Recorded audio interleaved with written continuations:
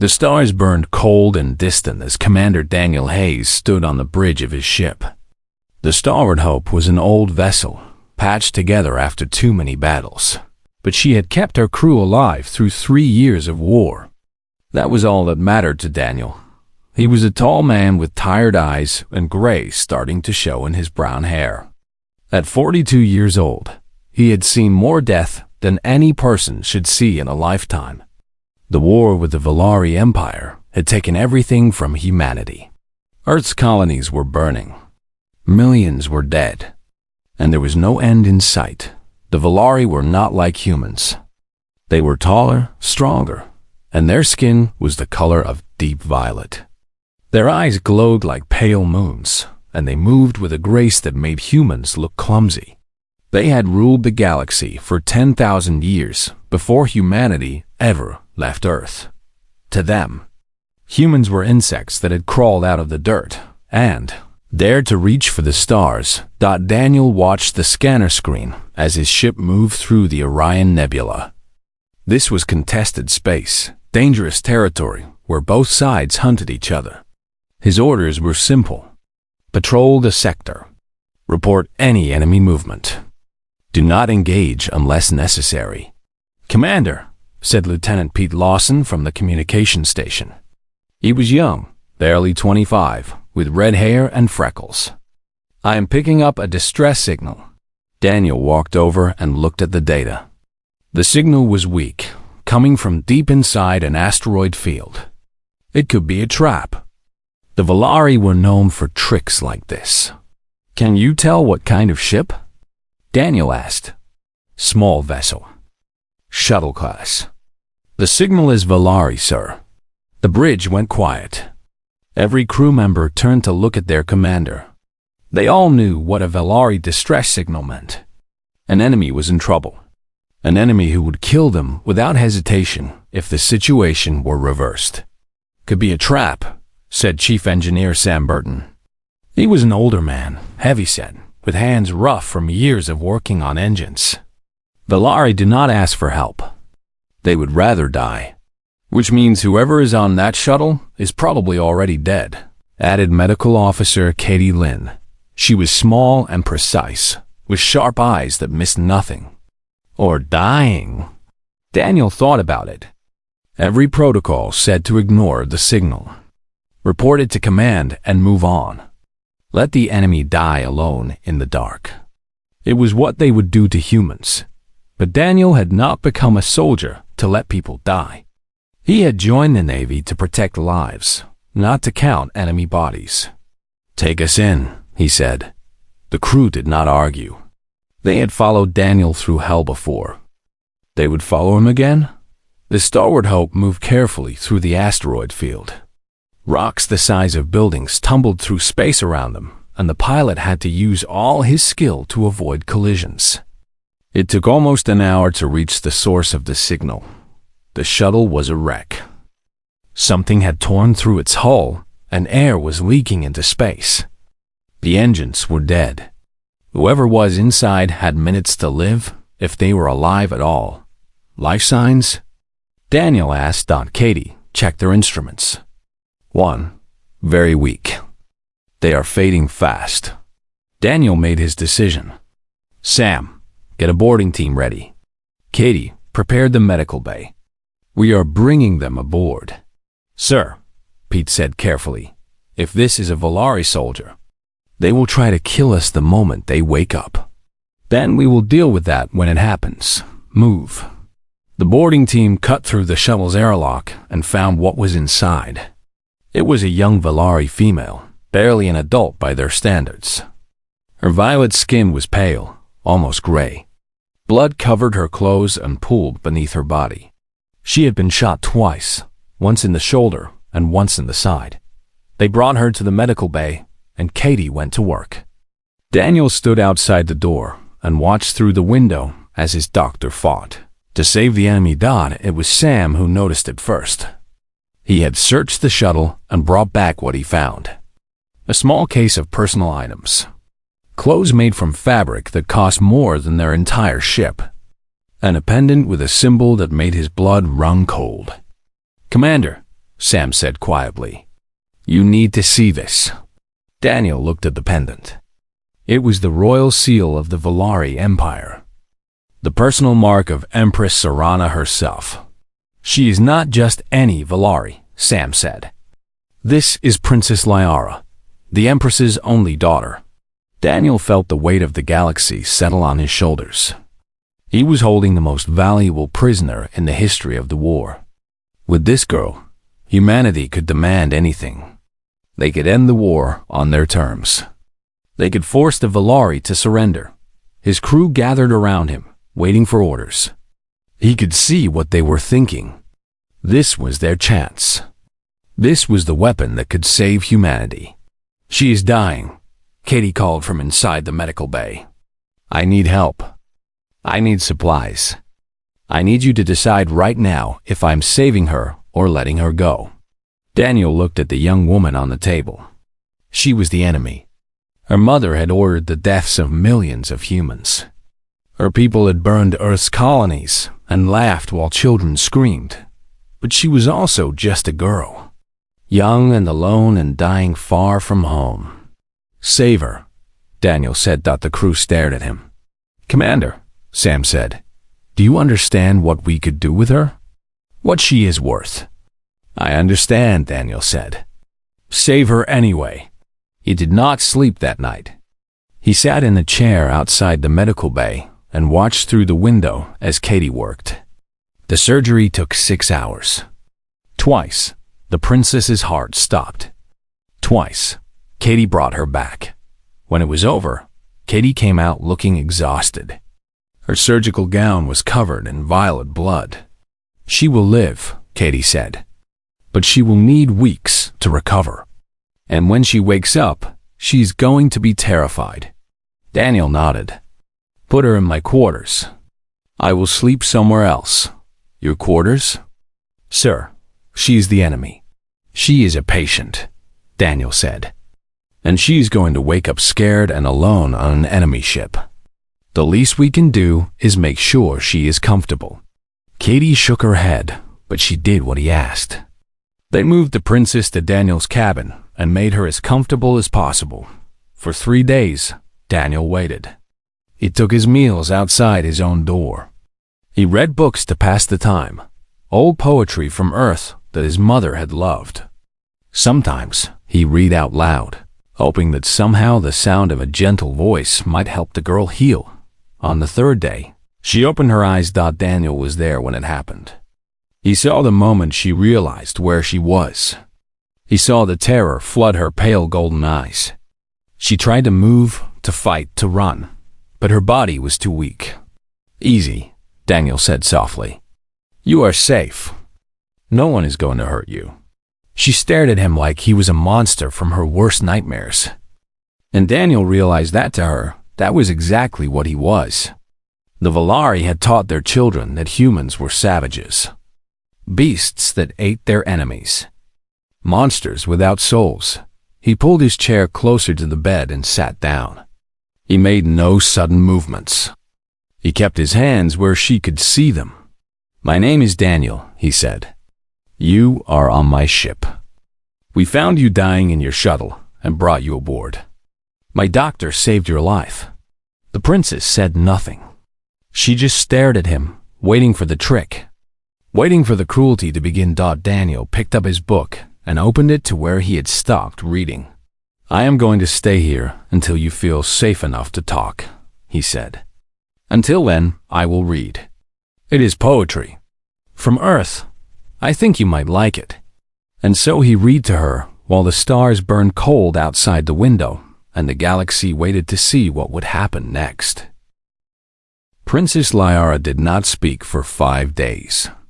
She watched everything with her pale golden eyes, waiting for the humans to show their true nature. She had been taught since childhood that humans were cruel and violent. They were a young species that had spread through the galaxy like a disease.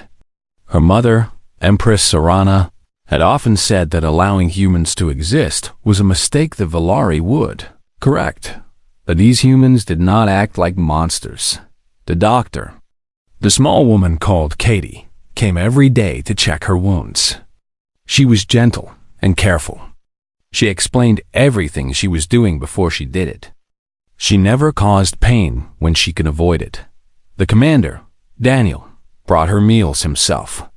He never asked her questions. He never demanded information. He just sat in his chair and read his poetry books while she ate. Sometimes he would tell her about the food, explain what it was and where it came from on Earth. On the sixth day, Liara finally spoke. Why? She asked. Daniel looked up from his book. Why what? Why did you save me? You know who I am. You know what I am worth to your people. You could trade me for peace. You could end your losing war. Daniel closed his book and thought about the question. He did not answer quickly, and Liara respected that. The Valari valued careful thought. I saved you because you were dying, he said. That is all. There was a person who needed help, and I could help. Everything else is politics. Politics can wait. Liara did not understand. In the Valari Empire, politics never waited. Power was everything. Every action was calculated for advantage. The idea that someone would save an enemy just because it was the right thing to do was strange to her. You are lying, she said. You want something. Everyone wants something. Daniel smiled. It was a sad smile, tired around the edges. I want the war to end. I want my crew to go home to their families. I want to stop watching young people die for nothing. But I do not want those things enough to trade your life for them. Over the following weeks, Liara grew stronger. Katie allowed her to walk around the ship, though always with Daniel or another crew member nearby. At first, the crew avoided her. She was the enemy, the daughter of the woman who had ordered their friends and families killed. But humans, Liara learned, were strange creatures. They could not hold on to hate the way Valari could. Chief Engineer Sam Burton was the first to approach her. He found her standing in the observation deck, staring out at the stars. He stood beside her in silence for a long moment. You play cards? He asked. Liara did not know what cards were. Sam taught her. They sat in the engine room, surrounded by the hum of machines, and he showed her a simple game called poker. He cheated, and when she caught him, he laughed so hard he almost fell out of his chair. She had never heard laughter like that before. The Valari did not laugh. They found things amusing, but they expressed it with a slight tilt of the head, a small curve of the lips. Human laughter was loud and full and contagious. Liara found herself smiling, and the feeling was so strange that she touched her own face to make sure it was real. Katie showed her human music. She played recordings on a small device, everything from loud, fast songs with heavy beats to soft, slow melodies played on something called a piano. When Liara heard the piano for the first time, something inside her broke open. She wept. The Valari had no music. They had war chants and ceremonial drums, but nothing like this. Nothing that existed just to be beautiful. Nothing that could reach inside a person and touch their soul. Why are you crying? Katie asked, worried. Is something wrong? No, Liara said through her tears. Nothing is wrong. Everything is right. This is the most beautiful thing I have ever heard. She began spending more time with Daniel. They would sit in his quarters, which he still refused to take back, and talk for hours. He told her about Earth, about the blue oceans and green forests and cities full of millions of people. He told her about human history, about their wars and mistakes, but also about their art and literature and love. In return, Liara told him about the Valari. She told him about her mother, the Empress, who had ruled for 300 years and would rule for 300 more. She told him about the rigid structure of Valari society, where everyone had their place and no one ever rose above their station. She told him about her arranged marriage to High Commander Vexus, a cruel warlord, twice her age, who had killed thousands in the war against humanity. That is why I was running, she admitted one night. The wedding was set for the following week. I could not do it. I would rather die alone in space than spend my life with that monster. Daniel listened without judgment. When she was done, he simply nodded. You were brave, he said. It takes courage to run from everything you know. I was a coward, Lyra said. I should have stayed and fought. I should have tried to change things from inside. You were a young woman facing an impossible choice. You did what you had to do to survive. There is no shame in that. Something changed between them after that night. Lyra began to see Daniel not as a captor or a curiosity, but as a friend. Perhaps something more. When she looked at him, she felt warmth in her chest that she did not understand. When he smiled at her, she wanted to make him smile again. She was falling in love with a human. With the enemy. Her mother would be horrified. 3 weeks after her rescue, the message came from Coalition Command. Daniel was ordered to deliver Princess Lyra to a military prison on Earth. She would be interrogated for information about Valari defenses. She would be used as a bargaining chip. She would never be free again. Daniel called his senior officers to the bridge. He showed them the orders. He asked for their opinions. Orders are orders, said Lieutenant Pete Lawson. He was the youngest of them and the most by the book. We have to follow them. She's done nothing wrong, Katie said. She's not a soldier. She is a refugee. She is the daughter of the Empress, Sam pointed out. She knows things that could save thousands of human lives. Daniel listened to them argue. When they were done, he made his decision. I am not handing her over, he said. The bridge went silent. Sir, Pete said carefully. That is treason. Then it is treason. Daniel stood tall, his tired eyes suddenly hard. I saved that girl's life. I promised her she would be safe. I'm not going to break that promise so the politicians can use her as a tool. What are you going to do? Katie asked. Daniel took a deep breath. I am going to resign my commission. I am going to take this ship into neutral space. I am going to keep Princess Lyra safe, no matter what it costs. He looked at his crew, the people who had followed him through 3 years of war. I am not ordering anyone to come with me. This is my choice, and I will not force it on you. Anyone who wants to leave can take the shuttle and return to Coalition space. I will not blame you. I will not think less of you. No one moved. Sam Burton crossed his arms over his chest. Well, I am too old to train a new commander. Might as well stick with the one I have. Katie Lynn smiled. Someone has to keep you idiots alive. I am staying. One by one, the crew made their choice.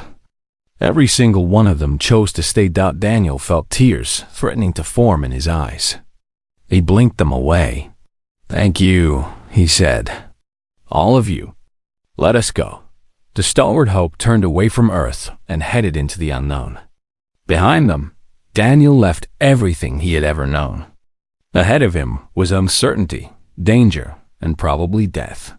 But when Lyra came to the bridge and stood beside him, when she took his hand in hers and squeezed it gently, he knew he had made the right choice. They were fugitives now, hunted by both sides. The war would continue without them. The galaxy would burn, but they were together, and for now, that was enough. What neither of them knew was that a message had already reached the Valari Empire. Empress Serana had learned that her daughter was alive, held captive by a human commander who was fleeing justice. The Empress's rage was legendary among her people, but this was something beyond rage. This was cold fury. She dispatched her entire royal fleet with a single order. Find her daughter and bring her home. And bring the human who had dared to take her. Bring him in chains. 6 months passed. Daniel Hayes lived in a suite of rooms in the east wing of the Imperial Palace. His quarters were larger than his entire ship had been, with windows that looked out over gardens filled with alien flowers. He had servants who brought him food and cleaned his chambers. He had books from a library that contained the collected knowledge of 1,000 conquered worlds thought by any measure. It was a comfortable prison, but it was still a prison. He was not allowed to leave the palace grounds. He was not allowed to communicate with Earth. Guards followed him wherever he went, silent shadows in their black armor. The Valari nobles looked at him with disgust when he passed them in the halls, like he was something unpleasant they had stepped in. But Daniel did not let despair consume him. That was not who he was. Instead, he watched. He listened. He learned. The Valari were not what he had expected. Their propaganda painted them as monsters, just as Valari propaganda painted humans as savages. But the truth was more complicated. They were a proud people with a rich history. They had art and architecture that took his breath away. Their children played in the gardens just like human children, laughing and running and getting into trouble. They were not monsters. They were just people, shaped by 10,000 years of a culture that valued strength above all else. Daniel began to understand why the war had gone on so long. Neither side saw the other as real. Neither side could imagine peace because neither side believed peace was possible. But Daniel was living proof that it was. The servants were the first to approach him. They were the lowest class in Valari society, barely considered people at all. They cleaned and cooked and served, invisible to the nobles who commanded them. A young servant named Taran was assigned to bring Daniel his meals. At first, Taran was terrified of the human. He had heard stories about what humans did to their prisoners. He expected cruelty, violence, pain. Instead, Daniel said please and thank you. He learned Taran's name and asked about his family. He treated the servant like an equal, like a person worthy of respect. Taran had never been treated that way by anyone. "Why are you kind to me?" Taran asked one day, unable to contain his curiosity any longer. Daniel looked up from his book. "Why would I be anything else? I am a servant. I am nothing. You are a person. You have thoughts and feelings and dreams, just like anyone else. Where I come from, that makes you something. That makes you everything." Taran went away confused, but he came back the next day with questions. And the day after that. And the day after that. Soon, other servants started coming to Daniel's quarters during their free hours. They came to ask questions about Earth, about humanity, about the strange ideas their prisoners seemed to carry with him like treasure. Daniel told them about democracy. He told them about the belief that every person had value. That power should come from the consent of the governed, not from the tip of a sword. He told them about human history, about the long struggle for freedom and equality, about the mistakes his people had made and the lessons they had learned. The servants listened with wide eyes. These ideas were revolutionary. They were dangerous. In 10,000 years of Valari history, no one had ever suggested that a servant might be equal to a noble. Word spread quietly through the palace. Other people started coming to see the human prisoner. Young nobles who were tired of endless war. Military officers who had begun to question the purpose of the conflict. Artists and scholars who had always felt something was missing from Valari culture. Lyra visited every day.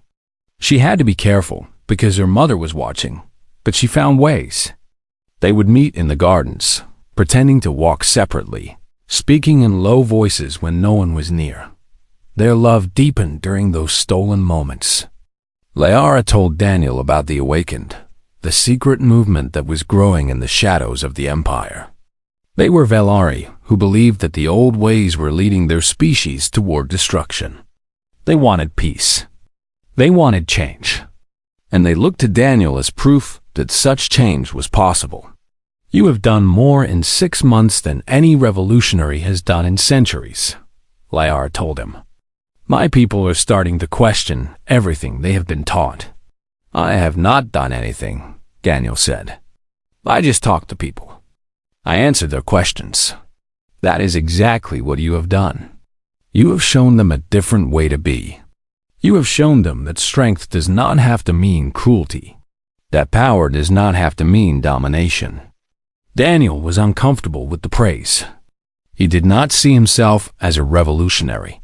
He was just a man trying to survive, trying to hold on to his humanity in an impossible situation. But whether he wanted it or not, he had become a symbol. Empress Serana noticed the changes in her court. She saw how her daughter spent more and more time in the east wing of the palace. She heard the whispers among her nobles, the questions that were being asked, the ideas that were spreading like a disease. She had kept the human alive to humiliate him, to prove that humanity could be tamed. Instead, he was infecting her empire with his poisonous beliefs. One night, she summoned her daughter to the throne room. It was late, and the vast chamber was empty, except for the two of them. "You spend too much time with the human," the Empress said. Her voice was calm, but there was steel beneath the calm. Liara kept her expression neutral. "He is an interesting subject of study. I am learning about the enemy. You are learning to love the enemy." The words hung in the air between them. Liara did not deny it. "He is dangerous," the Empress continued.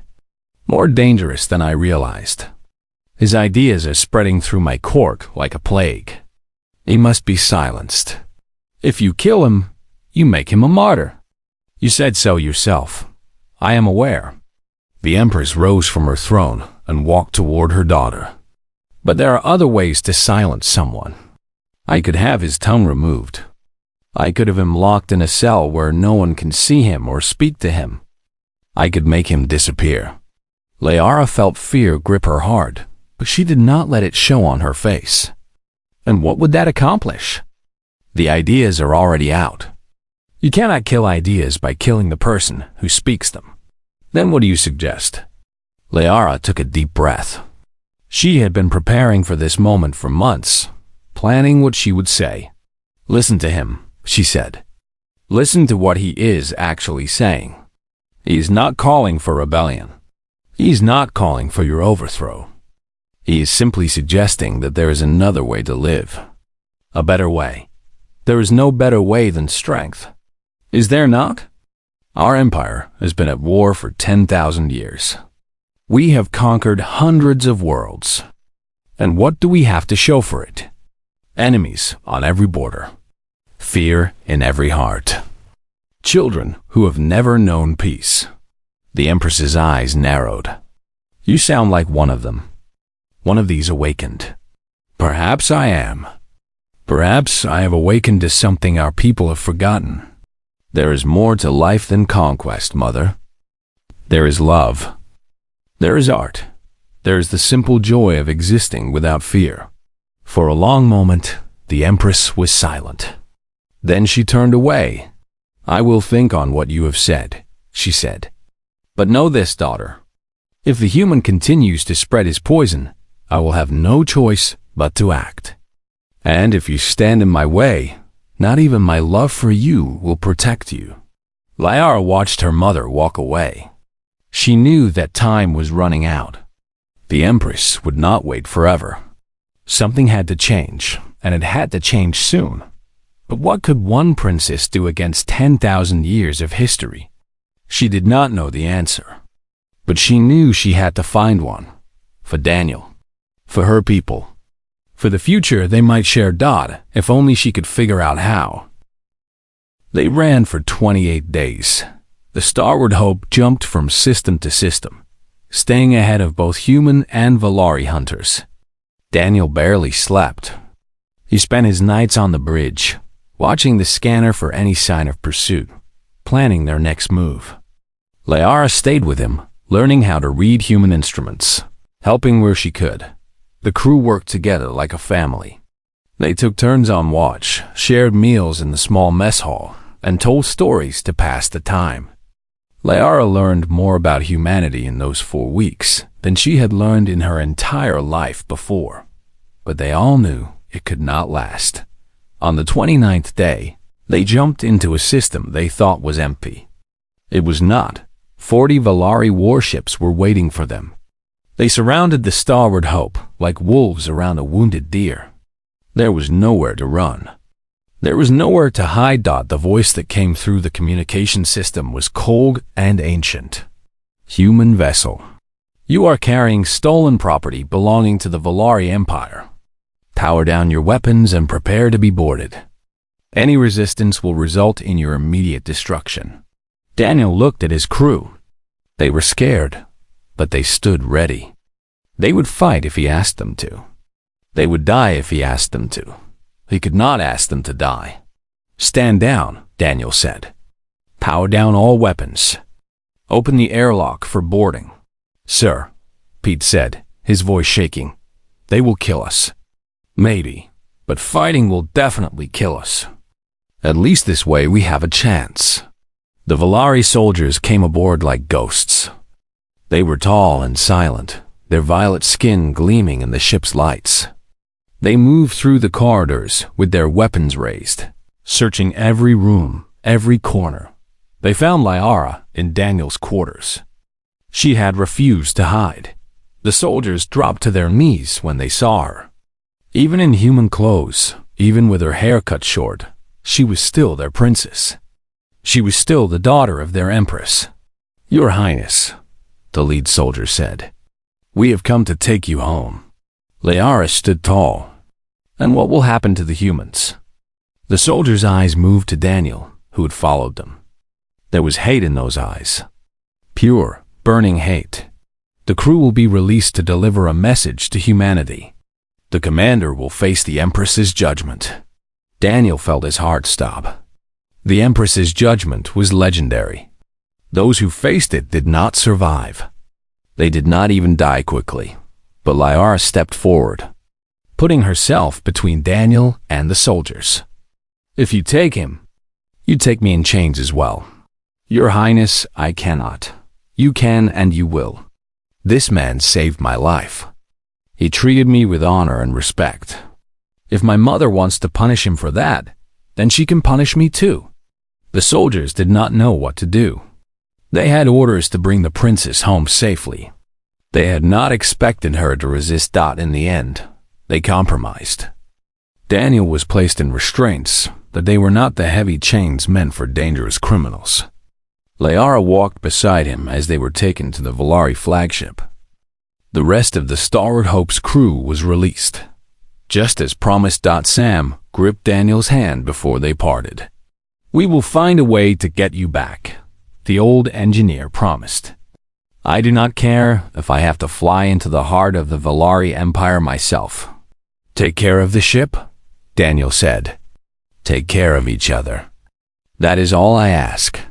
The journey to the Valari homeworld took 3 weeks. Daniel was kept in a comfortable cell, not a dungeon. Lyara visited him every day, and the guards did not stop her. They did not understand what was happening between their princess and this human, but they knew better than to interfere. What will happen when we arrive? Daniel asked one night. Lyara sat on the floor outside his cell, her back against the bars. They had been talking for hours, the way they always did. My mother will be angry, she said. Angrier than I have ever seen her. You took her daughter. Even though you saved me, even though you protected me, she will see only the insult. The Valari do not forgive insults. Then I will die. No. Lyara turned to look at him through the bars. Her golden eyes were fierce. I will not let that happen. I do not know how, but I will save you. The way you saved me. Daniel smiled sadly. You cannot fight your mother. She is the Empress. Then I will find another way. The throne room of the Valari Empire was vast. The ceiling stretched so high it disappeared into darkness. The floor was polished black stone that reflected the cold lights like a dark mirror. At the far end, on a throne carved from a single piece of crystal, sat Empress Serana. She was ancient and beautiful, her violet skin unmarked by age, her silver hair falling past her shoulders like a waterfall. Her eyes were the same pale gold as her daughter's, but there was no warmth in them. Only power. Only judgment. Daniel was brought before her in chains. He was forced to his knees on the cold stone floor. Around him, hundreds of Valari nobles watched in silence. They had come to see the human who had dared to touch their princess. Empress Serana did not speak for a long moment. She studied Daniel the way a scientist might study an insect under glass. Then she turned her gaze to her daughter, who stood at the edge of the throne platform. "You have disappointed me, Liara," the Empress said. Her voice echoed through the vast chamber. "You ran from your duties. You shamed our family. And now you return with this creature, defending him as if he were something other than vermin." "Mother," Liara said, "he saved my life. He should have let you die. It would have been cleaner." The words hit Liara like a physical blow. Daniel saw her flinch, saw the pain flash across her face. He struggled against his chains, wanting to reach her, to comfort her. "Your Majesty," Daniel said, his voice steady despite his fear. "Your daughter is a remarkable person. She has courage and wisdom beyond her years. Whatever you do to me, please do not blame her for my choices." The Empress turned her cold eyes back to him. "You speak out of turn, human. You have no right to address me. Then kill me and be done with it. But know this, I do not regret saving her. Given the same choice, I would do it again. 1,000 times. Silence fell over the throne room. No one had ever spoken to the Empress like that. No one had ever dared. Empress Serana rose from her throne. She walked down the steps slowly, her gown trailing behind her like liquid shadow. She stopped in front of Daniel and looked down at him.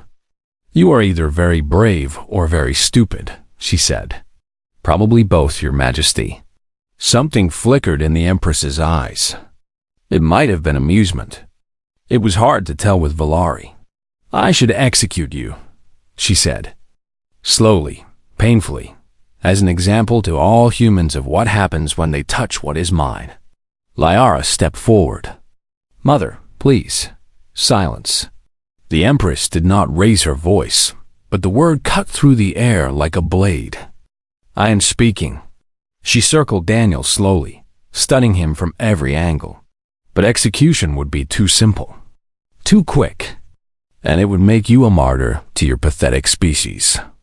They would write songs about the brave commander who died for love. She said the last word with disgust. "No," the Empress continued, "I have a better punishment. You will remain here, human, in my palace, as my prisoner, forever." Daniel's blood went cold. "You will be comfortable. You will be fed. You will be allowed to walk the gardens and read books and do whatever else you humans do to pass the time. But you will never leave. You will never see your world again. You will grow old and die here, surrounded by enemies, knowing that everything you loved is forever out of reach." She turned to face her nobles. "Send the human crew back to Earth with a message. Tell them their commander is mine now. Tell them this is what happens when humans dare to challenge the Valari Empire." The Empress returned to her throne. The audience was over. Guards came to take Daniel away. As they lifted him to his feet, he looked at Liara. She was crying, silver tears running down her violet cheeks. She mouthed words to him that the guards could not hear. "I will save you." Daniel nodded once. Then he was taken away into the heart of the enemy's palace to begin his endless captivity. The Empress watched him go. Satisfied with her judgment, she did not realize that she had just made the greatest mistake of her long reign. The breaking point came on a cold morning in the season that Valari called the Silent Time. High Commander Vexus arrived at the Imperial Palace with 50 soldiers at his back. He was a massive Valari, even by their standards, with scars covering his face and arms from centuries of warfare. His eyes were the color of dried blood, and when he smiled, it never reached them. He had come to claim what was his. "The marriage contract is binding," Vexus said, standing before the Empress's throne. Princess Lyara was promised to me 3 years ago. I have waited long enough. Empress Serana sat on her crystal throne, her face unreadable. The court was full of nobles, all watching, all waiting to see how their ruler would handle this challenge. My daughter has been through a difficult ordeal, the Empress said carefully. She needs time to recover. She has had time. I have been patient, but my patience has limits.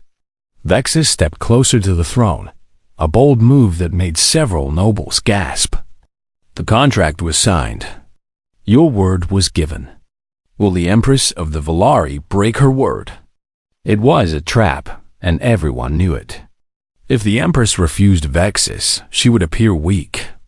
If she agreed, she would lose her daughter. But before the Empress could respond, Lyara stepped forward. I will not marry you, she said, her voice clear and strong. Not now. Not ever. The court erupted in whispers. No one had ever defied a marriage contract so publicly. No one had ever stood against Vexus and lived. The High Commander's bloody eyes fixed on Lyara. You dare refuse me? I dare. You are a monster, Vexus. You have burned worlds and murdered innocents. You enjoy causing pain. I would rather die than share my life with you.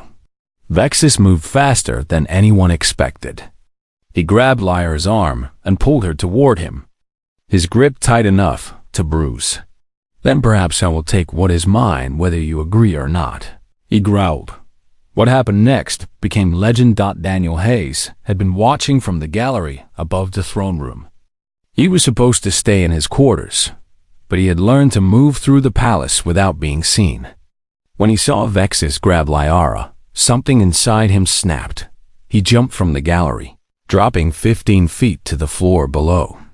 He landed hard, rolling to absorb the impact, and came up running. Before anyone could react, he had crossed the distance between them. Daniel had no weapons. He had no armor. He was a 42-year-old human facing a Valari warrior who had been trained to kill since birth. He did not care. He hit Vexus with everything he had, driving his shoulder into the High Commander's side. It was like hitting a wall. Vexus barely moved, but it was enough. His grip on Lyara loosened, and she pulled free. Vexus turned his attention to Daniel. There was amusement in his bloody eyes. The human pet wants to play, he said. Very well. I will enjoy breaking you. He struck Daniel with a backhanded blow that sent the human flying across the floor. Daniel tasted blood. He felt ribs crack. But he got back up. Vex hit him again. And again. Each blow was harder than the last. Daniel fell and rose, refusing to stay down. The throne room was silent. Every Valari watched in disbelief as this small, fragile human refused to surrender. They had been taught that humans were weak, that they broke easily. But this one would not break. Why do you keep getting up? Vexus demanded, breathing hard now. Even for him, the beating was taking effort. You cannot win. You must know you cannot win. Daniel spat blood onto the floor. His left eye was swollen shut. His arm hung at an angle that said it was broken. I promised to keep her safe, he said. I do not break my promises. Vexus raised his fist for another blow, but it never landed. Enough. The Empress's voice cut through the air like a blade of ice. This ends now. She had risen from her throne. She walked down the steps slowly, her gown trailing behind her. The court parted before her like water before a stone. Vexus, you have committed a grave offense. You laid hands on my daughter in my throne room. You attacked a member of my household. By law, this is treason. Vexus's confidence wavered. The human is not a member of your household. He is a prisoner. He is whatever I say he is. And I say that your actions today have violated the sacred laws of my court. The Empress stopped in front of Vexus, looking up at him without fear. You will leave this palace. You will return to your ships. and you will never return. The marriage contract is void." "You cannot do this," Vexus snarled. "My armies are the backbone of your empire. Without me, without you, the empire will find a way to survive. It always has."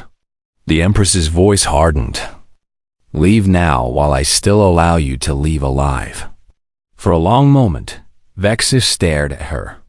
Then he turned and looked at Daniel, who had collapsed on the floor but was still conscious, still watching. "This is not over," he said. Then he turned and walked out of the throne room, his soldiers following behind him. The court remained frozen. No one knew what to do. No one knew what had just happened. Lyra ran to Daniel and knelt beside him. She cradled his head in her lap, tears streaming down her face. "You fool," she whispered. "You brave, stupid fool." "Had to," Daniel managed. "Love you." It was the first time he had said it out loud. Lyra laughed through her tears. "I love you too, you impossible human." The Empress watched them. Something shifted in her ancient eyes. For the first time in centuries, she saw something she had forgotten existed. She saw love. Real love. The kind that would sacrifice everything, that would stand against impossible odds, that would keep getting up, no matter how many times it was knocked down. She had ruled for 300 years. She had commanded armies and conquered worlds. But she had never loved anything the way this human loved her daughter. And her daughter had never loved anything the way she loved this human. Days later, when Daniel had healed enough to walk, the Empress summoned him to a private audience. They met in her personal garden, surrounded by flowers that glowed softly in the twilight. "You should be dead," she said. "Vexus has killed warriors 10 times your strength." "I was motivated," Daniel replied. The Empress almost smiled. Almost. "My daughter tells me that you have been spreading ideas among my people. Dangerous ideas about equality and democracy and other human nonsense. I have only answered questions. I have not tried to start a revolution. And yet a revolution may have started anyway." The Empress looked out over her garden. "I have ruled for 300 years. I have seen empires rise and fall. I have seen species go extinct and others rise to take their place. And in all that time, I have never seen anyone like you." She turned to face him. "You are not strong. You are not fast. You have no special powers or abilities. And yet you have done something no Valari warrior has ever done. You have changed the way my people think." Daniel did not know what to say, so he said nothing. "I have decided to end the war," the Empress continued. "Not because of you, not because of my daughter, but because I have realized that if we continue on this path, we will destroy ourselves. The Valari have been conquerors for 10,000 years. Perhaps it is time to try something new." Daniel felt hope bloom in his chest. "You mean it? Peace?" "Peace," the Empress confirmed. "It will not be easy. There are those like Vexus who will resist. The negotiations will take years. But it will happen." She stepped closer to him. "And as for you, Daniel Hayes, you are no longer my prisoner. I am releasing you, not as a freed captive, but as a recognized noble of the Valari Empire. And if my daughter wishes to make you her consort, I will not stand in her way." Daniel's legs felt weak. He had to sit down on a nearby bench. "Why?" he asked. "After everything, why would you do this?" The Empress was quiet for a long moment. "Because you showed me something I had forgotten," she finally said. "You showed me that strength is not just about power.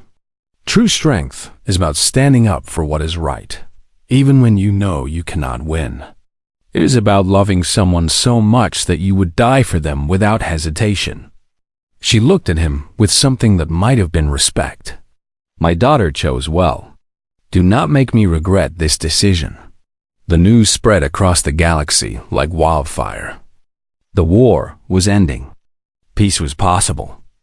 And at the center of it all was a human commander who had risked everything for love. Years later, when historians wrote about the Great Reconciliation, they would trace it back to one moment: a wounded human standing up against impossible odds to protect the woman he loved. Daniel Hayes had been willing to die for the enemy's daughter, and in doing so, he had saved 2 civilizations. He never returned to Earth. He did not need to. His home was wherever Lyra was. They were married in a ceremony that brought together humans and Valari for the first time, a symbol of the new era that was beginning. And when their first child was born, a beautiful girl with her mother's golden eyes and her father's stubborn courage, both species celebrated that the war was over. The future had begun, and it had all started with one simple act of kindness: a man seeing a dying girl and choosing to help.